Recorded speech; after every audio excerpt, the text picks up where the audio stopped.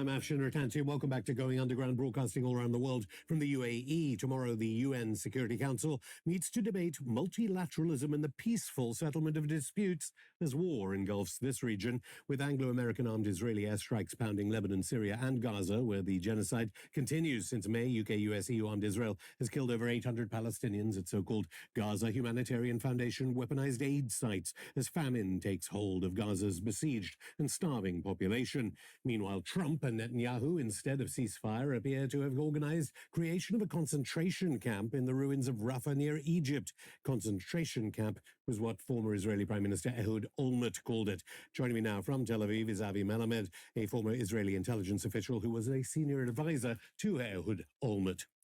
Avi, thanks so much for coming on. I want to get on to Gaza, of course, but in the past few days, and I should say this has been recorded before any imminent restarting of wars as regards Yemen with Israel, Iran with Israel, Lebanon with Israel, and certainly Syria with Israel. What was your reaction when you saw Netanyahu's trial interrupted by Netanyahu's decision to strike the heart of Damascus? The Syrian government, it might not be there by the time this is actually being broadcast, said strongly condemns in the harshest terms the treacherous Israeli aggression that targeted government institutions, flagrant assault. Jolani, the old ISIS Al Qaeda man, no longer friends with the Israeli government? I don't think they have been ever friends with the Israeli government. Let's remember, Jolani is coming from the hub of ISIS and Al Qaeda. We all know what ISIS and Al Qaeda stands for. So among different aspects of their ideology, they're also very hostile towards not only the state of Israel, by the way, but also towards Jews generally. And to Muslims. I think most of Islam would say, well, in fairness, there are those famous pictures of no less than on the Golan Heights, he's called Jolani, where Netanyahu, of course, treated ISIS and Al Qaeda fighters in the war on Assad. I mean, surely as an intelligence official, as a former intelligence official, you recognize that Israel was intimately involved in the overthrow of Assad by funding and supporting ISIS and Al Qaeda, as well as Turkey. I don't know that I would necessarily wholly There are agree photographs with of Netanyahu with them. Look, I want to be very clear about it. What led to the downfall of Assad regime in the end of the day was the collapse of the Iranian-backed axis, particularly the defeat of the Hezbollah. We should remember that in the end of the day, the major power that enabled Jolani to take power in Syria was Turkey, Erdogan. We all know that Turkey and Erdogan is coming from the Sunni Islamic camp, similar to Al-Jolani, even though Al-Jolani comes from a different branch of the Sunni Islamic radical ideology.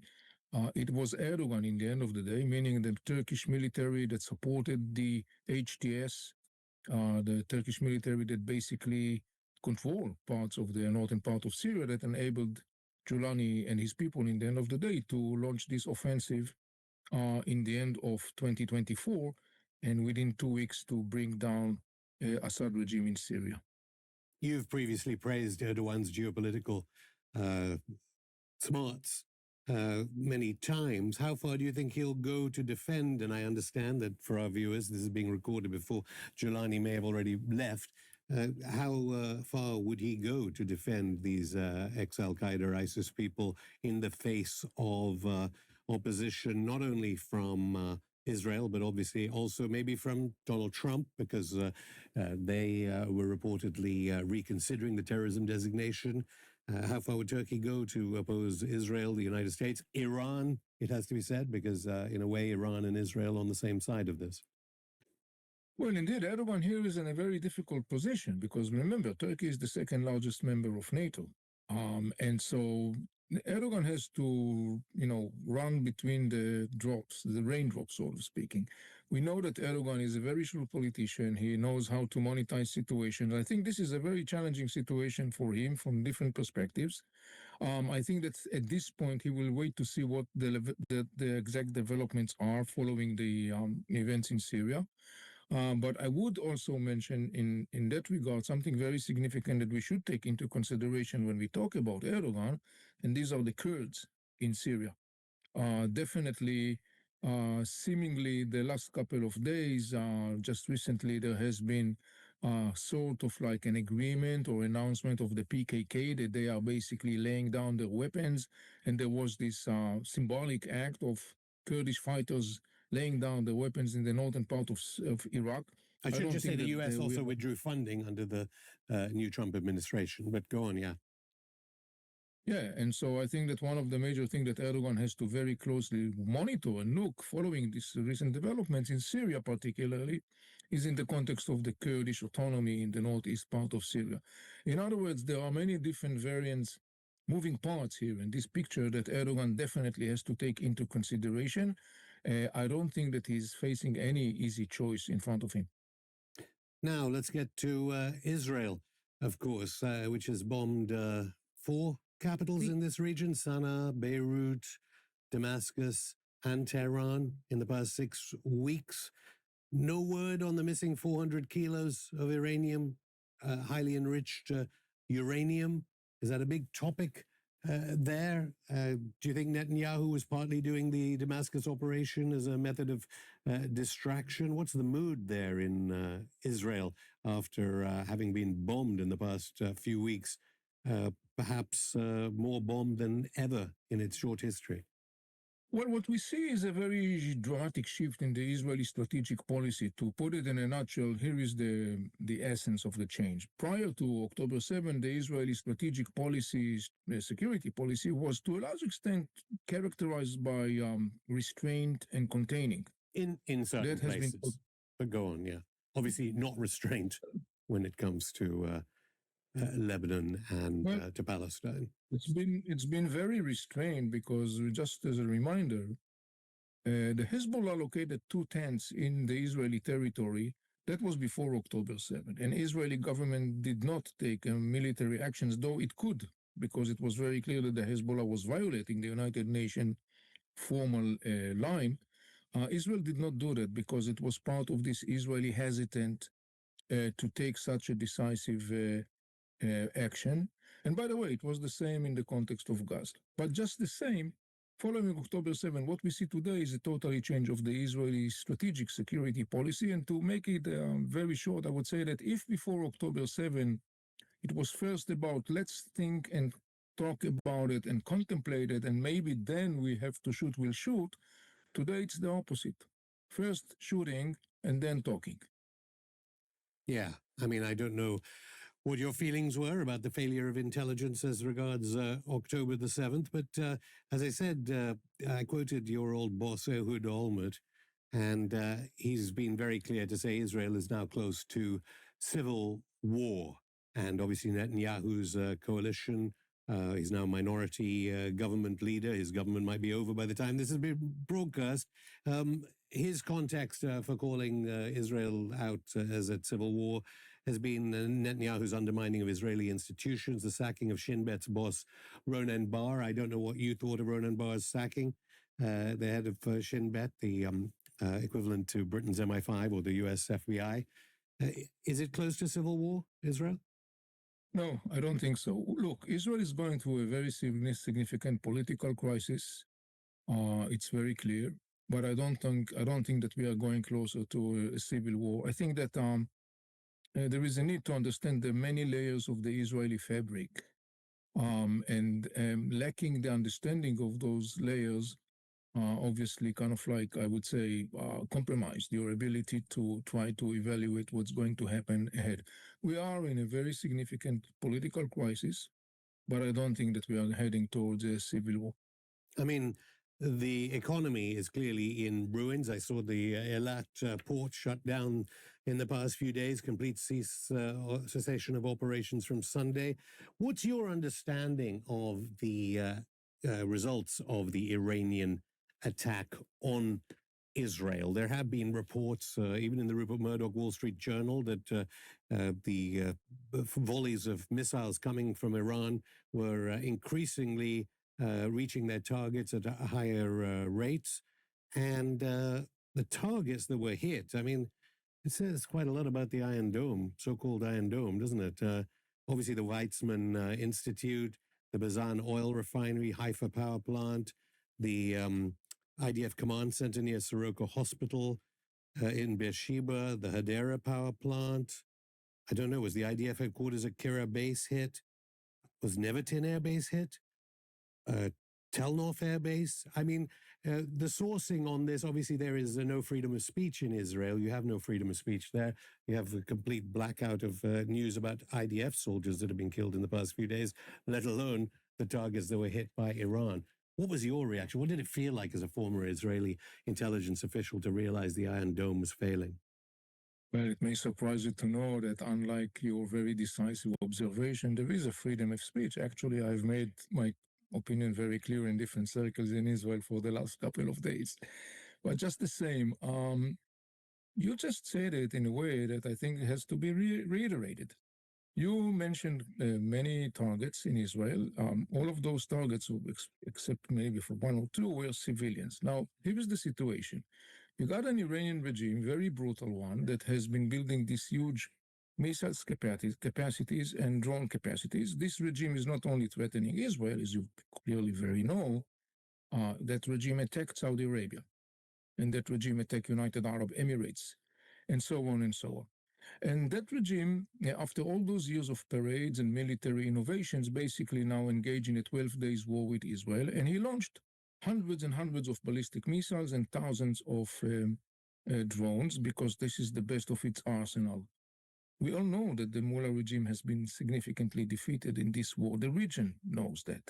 So, with all due respect to the reports, of course, when you shoot down hundreds of missiles, of ballistic missiles, you refer to the Iron Dome, there is no 100% seal, but we are looking at more than 90% capacities or successful performances of that system. And here is something to think about. Imagine that there was no Iron Dome, and every single Iranian ballistic missile would have hit Israeli cities because it was launching and directed. Only the hypersonic ones, in fairness. No, not the hypersonic, the whole missiles and the drones. Imagine there was no any interceptive system. What do you think would be the repercussions and consequences of something like that? Avi Melamed, I'll stop you there. More from the former Israeli intelligence official and author of Inside the Middle East, Entering a New Era, after this break.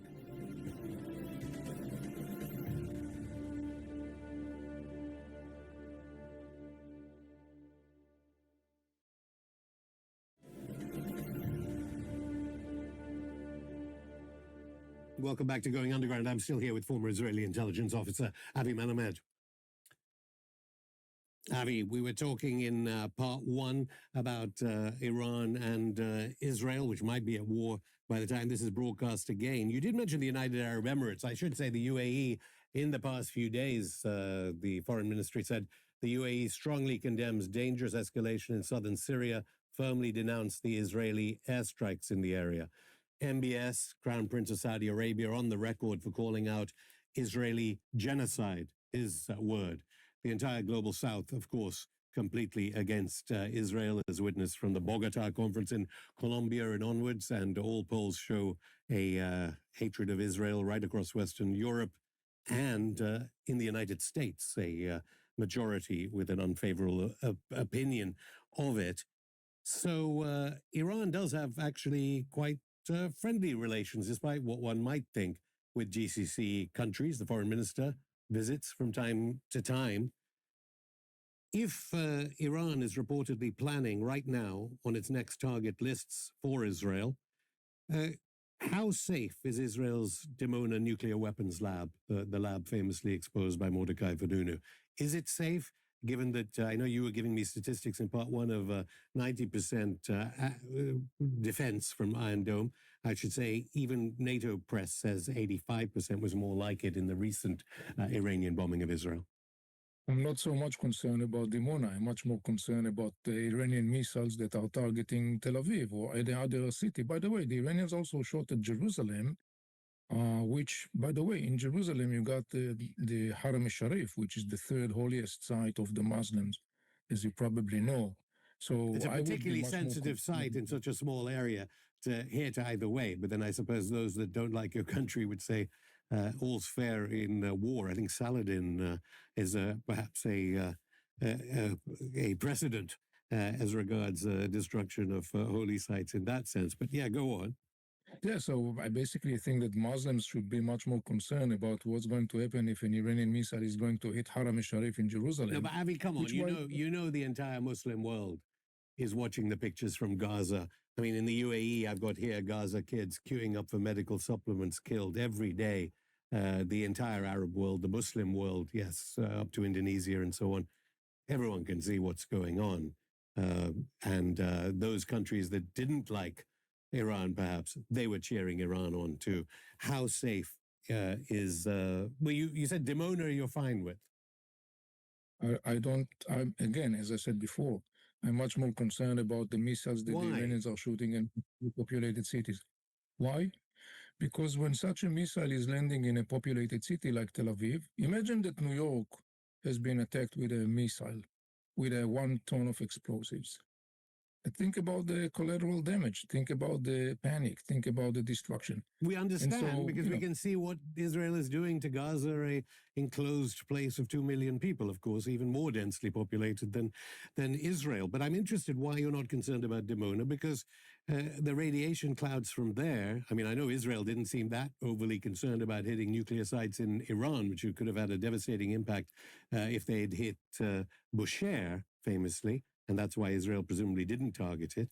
Why should we not be worried about Israeli nuclear weapons production sites being destroyed? I don't know what's going on inside the Dimona, this place that you mentioned. I don't know if they're manufacturing their nuclear weapons or ice cream, but that's not the point. The point, you asked me if I'm concerned about Dimona, and I basically said I'm not so much concerned about Dimona. I'm much more concerned about the Iranian missiles that are targeting massively civilian population. Thanks Clearly, God. And as are all Israelis, obviously. I suppose the Dimona element points again to freedom of speech. It's obviously Israelis are not allowed to talk about the nuclear weapons program because of the lack of freedom of speech in Israel. But more importantly, perhaps, is now the desire by the Iranian public, perhaps against their own government, for nuclear weapons. We spoke to someone ahead of the Rio BRICS summit where BRICS countries discussed the need for nuclear weapons now that deterrence theory has been thrown on its head. Clearly, Israel would not have attacked Iran if it had nuclear weapons. Is it your understanding that no one knows where the 400 kilos of highly enriched uranium that Iran has is, and that Iran may now be purchasing weaponry?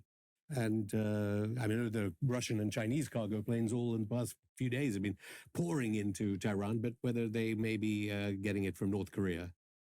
I think that the Iranian people are very much concerned with water and electricity and food on their table, much more than I should say I lived in Iran for a while. I don't think they were very much confused.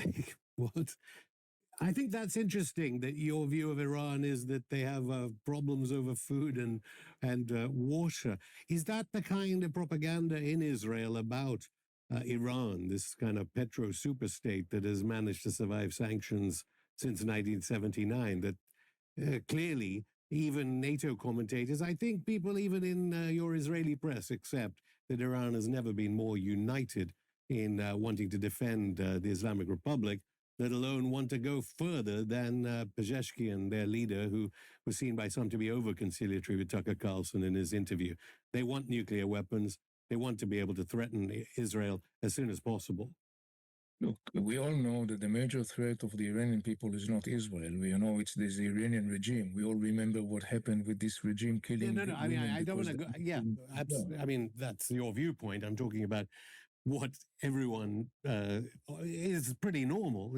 Most people would see that Israeli and United States bombing of Iran would result in a people that would be united around their system and government, just as I presume October the 7th united quite a few Israelis around Netanyahu, despite him being so hated. So what is Israel going to do now the U.S. and Israeli strikes on Iran have resulted in a desire for nuclear weapons by Iran, the exiting of the Nuclear Non-Proliferation Treaty, which is a necessity, after all, because the IAEA has been thrown out of Iran. What is Israel going to do now Iran is on the cusp of nuclear weapons? Well, to the best of my reading, I think that the major concern of Israel and the United States, and by the way, of course, the Gulf states as well, as you all know, is not the Iranian people, it's the Iranian regime. We are not concerned about the so-called, what you mentioned, desire of the Iranian people. Well, I don't think the Israeli, I don't think the Iranian government never wanted nuclear weapons, as seen by the constant toing and froing with the IAEA. We're talking about the Iranian people wanting to protect themselves and wanting a deterrent in opposition to the views of Ayatollah Khomeini, who installed that fatwa saying it was theologically wrong to have nuclear weapons.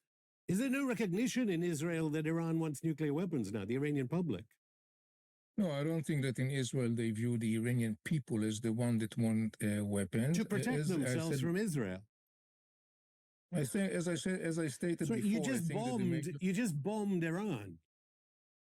Yes, that's correct. So it's perfectly natural for a population like Iran's to then say, we need nuclear weapons to deter Israel from doing this again, and the United States, which also has nuclear weapons like Israel.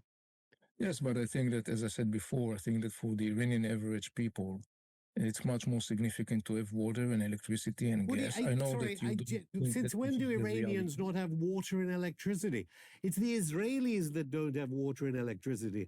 It's the synagogues in Israel that have to be guarded. The synagogues in Iran, they don't have to be guarded for anti-Semitism, do they? Jews in Iran are safe. Jews in Israel are not safe, which is arguably perhaps why 83,000, Israel now hides the figures, Jews are leaving the country because it's not a safe country for Jews. What do you mean they need water and electricity? There's a demand for nuclear weapons from the Iranian people. Mm-hmm.